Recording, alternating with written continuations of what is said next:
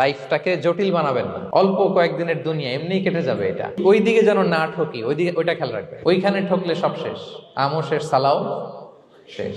ওইখানে যেন ঠকে না যায়, এটা খেয়াল রাখতে হবে। তাহলে প্রথম ফ্যাক্টর হচ্ছে সুখী সমৃদ্ধ জীবনের will make our life simple. Simplicity is the কি টু হ্যাপিনেস। আপনি লাইফটাকে সিম্পল করবেন, আপনি হ্যাপি হবেন। রাসূল সাল্লাল্লাহু আলাইহি ওয়াসাল্লামের জীবনের দিকে যদি তাকান, দেখবেন তিনি তাই করেছেন। সুবহানাল্লাহ। সহিহ মুসলিমের একটা হাদিস শোনাই আপনাদেরকে। আম্মা জান আয়েশা রাদিয়াল্লাহু তাআলা আনহা বর্ণনা করেন। তিনি বলেন, একদিন সকালবেলা রাসূল সাল্লাল্লাহু আলাইহি ওয়াসাল্লাম আমার বাসায় আসলেন। ফজর নামাজ পড়ে এসে বলতে, আয়েশা ফজর নামাজ পড়ে আসছি, ব্রেকফাস্ট করার মতো কিছু আছে ঘরে? ইয়া রাসূলুল্লাহ, কিছু নাই। নাই? ঠিক আছে, আম ফাস্টিং, যাও আমি রোজা রাখলাম, রোজার নিয়ত করলাম। কত ইজি গোয়িং, কত সিম্পল বানিয়েছেন লাইফটা। আচ্ছা, আমরা হলে কি করতাম? একটু মিলাই নিজের সাথে। সাধারণত আমরা যেটা করতাম, আমরা অনেকে রেগে যেতাম। প্রিয় ভাইয়েরা, ঘরে কিছু নাই মানে তুমি আগে জানাবা না আমাকে? হ্যাঁ, গত রাতে বললে তো কিছু নিয়ে আসতে পারতাম।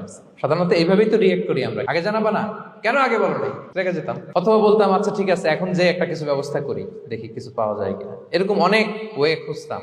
কিন্তু রাসূল সাল্লাল্লাহু আলাইহি ওয়াসাল্লাম এই কোনো অপশন না নিয়ে বললেন, okay, there is no food for breakfast, I'm gonna fast find some. ঠিক আছে, খাবার যখন নাই, আমি রোজাই রেখে দিলাম। সুবহানাল্লাহ। এভাবে তিনি তার লাইফ লিড করেছেন। Make your life simple, you'll be happy. জটিল না করে সহজ করুন, আপনি হ্যাপি হবেন।